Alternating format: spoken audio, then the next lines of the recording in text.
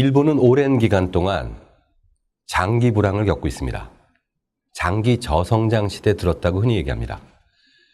이런 장기 불황 속에서도 기회를 만든 경영자로 스즈키 도시우미가 여러 번 자주 언급되고 있습니다. 사실 이 사람은 유통회사에서 평사원으로 시작했는데요. 현재 아시아에서 1등인 유통업체인 세븐앤아이 홀딩스의 회장 겸 CEO까지 최근까지 지냈던 유명한 경영자입니다. 사실 세븐일레븐은 미국에서 먼저 시작한 그런 편의점입니다. 말 그대로 아침 7시에 열어서 밤 11시에 닫는다고 해서 세븐일레븐이고요. 이 스즈키 도시우미가 미국 출장에서 이 업태를 발견하고 일본에 세븐일레븐을 연 거죠. 경영을 잘해서 성과가 너무 좋아서 나중에는 이 일본 세븐일레븐이 미국 본사를 아예 사버린 겁니다. 이 정도로 불황 속에서도 빛을 발한 혁신적인 경영 전략을 도입했던 경영인으로 단골로 뽑히는 사람이 스즈키 도시우미입니다. 이 사람의 경영 철학의 핵심은 사실 낯설지가 않습니다. 이분이 천명한 것은 고객 중심의 경영이라는 어찌 보면 당연한 화두입니다. 그런데 여기서 좀 조심해야 될 게 있습니다. 스즈키 도시우미는 우리의 경쟁 상대는 경쟁 업체가 아니라 고객의 변화, 고객의 수요 변화라고 말했습니다. 이것이 경영의 제일 조건을 무조건 고객에 둔 그의 철학인데요. 고객 중심으로는 불충분하다. 아예 고객의 입장에서 끊임없이 생각하고 고민해야 된다라는 게 이 양반의 경영 철학의 핵심입니다. 왜냐하면 고객들은 욕구를 솔직하게 드러내는데 인색하거든요. 그래서 이 스즈키 도시우미는 기업은 소비자가 고객이 그들이 뭘 원하는가를 밝혀내고 얘기할 때까지 기다리지 않고 고객에게 먼저 다가서야 된다라고 생각했습니다. 중요한 키워드는 고객 중심이라기보단 아예 고객의 입장에서 생각하고 가설을 만들어보고 검증하자입니다. 그래서 나온 또 하나의 작품이 현금 인출 기계 ATM을 세븐일레븐 전체 점포에 도입한 겁니다. 고객의 입장에서는 은행에서 기다려서 공과금을 납부하는 것보다는 은행에서 기다려서 현금 인출하는 것보다는 가까운 편의점에서 했으면 훨씬 좋겠다라는 가설을 세워놓고 검증한 결과인 겁니다. 심지어 판매자에게 불리하더라도 고객의 입장이 더 중요하다고 주장했습니다.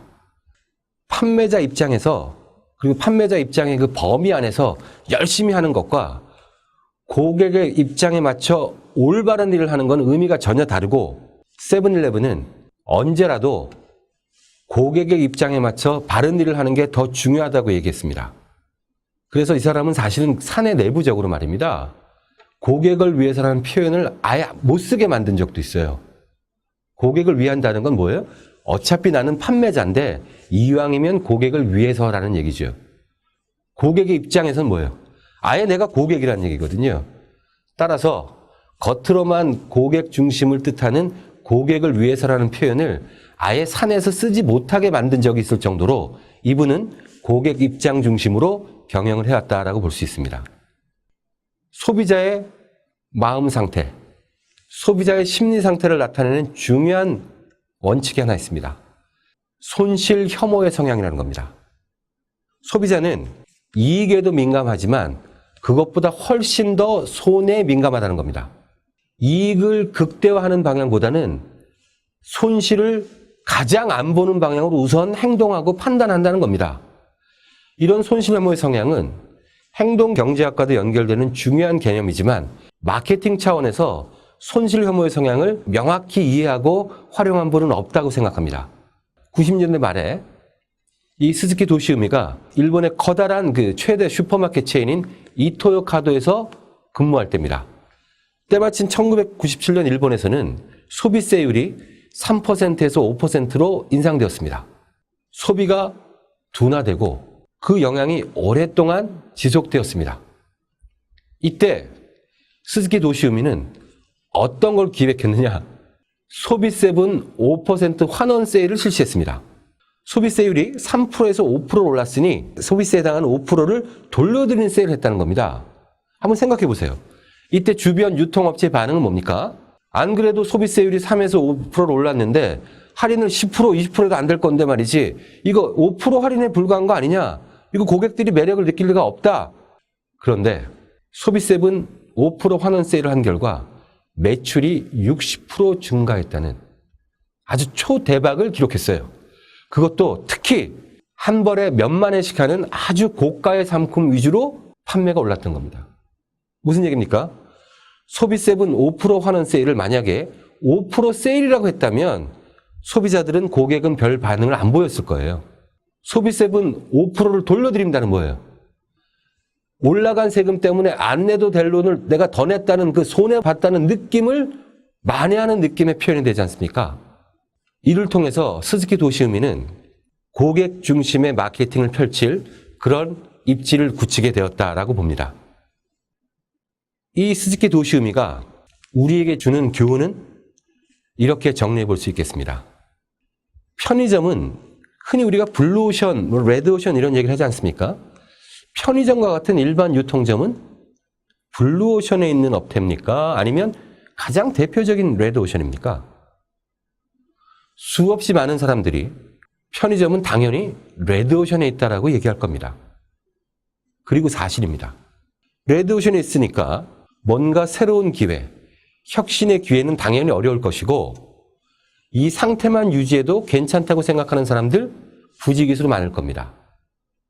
그런데 우리가 스즈키 도시우미 이분에게 배워야 될 가장 중요한 교훈은 레드오션에 있는 업태라 할지라도 스스로를 레드오션이라고 규정하지 않고 고객을 중심으로 한 세심한 관찰과 실행으로 레드오션 업태에 있는 편의점을 블루오션에 있는 기업처럼 다양한 기회를 제공하게 만든 그런 그의 노력에서 우리는 교훈을 찾아야 된다고 저는 생각합니다. 자, 수없이 많은 편의점이 있어요. 판매를 늘리기 위해서는 할 수 있는 일이 크게 세 가지입니다. 먼저 편의점 위주로 말씀드리면 편의점 안 오던 사람 오게 해야겠죠. 두 번째 뭐죠? 편의점 오는 사람 자주 오게 만들어야겠죠. 세 번째 뭐겠습니까? 한 번 왔을 때 많이 사야 되게 만들어야 되겠죠. 자, 여러분이 이런 유통업의 마케팅, 경영을 담당하는 분들이라면 그 세 가지 축 중에 어디를 주목하시겠습니까? 집 근처에 다 있는데 편의점 안 오는 사람은 거의 없어요. 스즈키 도시우미는 자주 오게 해야 됐다라고 고민한 겁니다. 지금 우리한테는 흔히 찾아볼 수 있는 그런 제품이지만 삼각김밥, 현금 인출기, 오뎅, 세계 최초로 편의점에 이 삼총사를 그대로 깔아놓은 사람이 바로 스즈키 도시우미입니다. 이걸 왜 했겠어요? ATM 기계를 갖다 놓는다고 해서 갑자기 편의점의 매출을 오르진 않겠죠. 그럼 어떻게 되겠습니까? 고객들이 편의점을 가게 될 계기를 제공한 겁니다. 택배도 여기에 해당하는 겁니다. 그럼으로써 소비자들, 고객들로 하여금 편의점에 자주 오게 될 기회를 제공했고 우리 입장에서 어떻습니까? 어디 가게에 들어갔는데 굳이 물건 사러 들어가지 않더라도 어쨌든 들어가면 뭐라도 하나 사서 나오지 않겠어요? 이런 세일즈를 높이는 세 개의 축 중에서 프리퀀시를 강화한 가장 탁월한 전략으로 레드오션의 대표 주자였던 편의점을 블루오션에 있는 혁신의 마케팅의 대상으로 전환시킨 분, 이분이 바로 스즈키 도시우미입니다. 그래서 장기 저성장 시기에 혁신 경영을 대표한 이름으로 일본에서는 스즈키 타입, 스즈키류라고도 불리는 혁신 경영의 아이콘이 된 그런 분위기에 장기 저성장 시대를 맞은 우리나라에서 경영과 마케팅을 준비하는 여러분께서도 꼭 한번 살펴보시고 얻을 수 있는 교훈이 무엇인지 마음속에 꼭 담아 보셨으면 좋겠습니다.